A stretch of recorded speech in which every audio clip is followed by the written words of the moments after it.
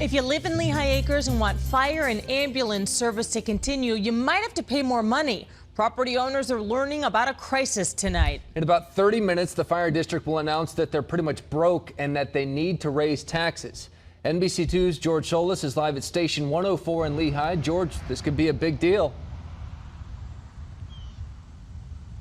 That's right, Peter. Tonight is one of two meetings that, as many have described, will either set the stage for the department's salvation or the eventual demise.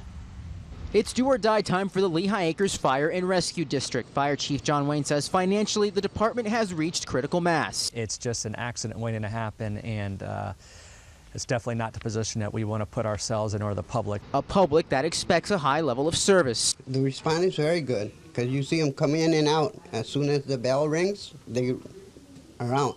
It currently takes $14.5 million to operate fire and ambulance service a year. The district is funded through property taxes, which only brings in $7.4 million.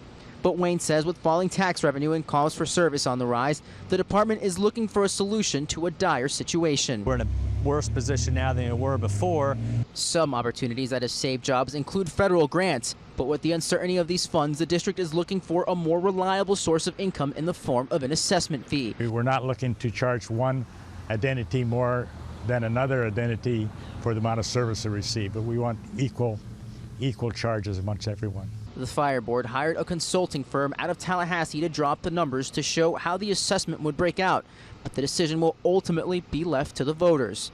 Some will say they'll support it if the price is right. I wouldn't think it's fair if I would have to pay $200 and that one's paying $100.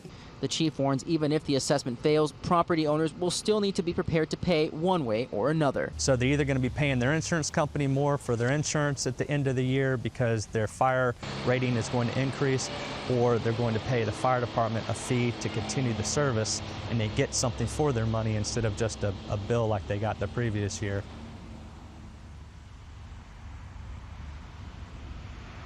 Now, the fire chief says if the assessment fails, we're looking at about 60 layoffs and the end of ambulance service in Lehigh Acres. Now, tonight is the first draft of the presentation of numbers that we'll be hearing. Count on us for that update. We are live in Lehigh Acres tonight. George Solis, NBC2.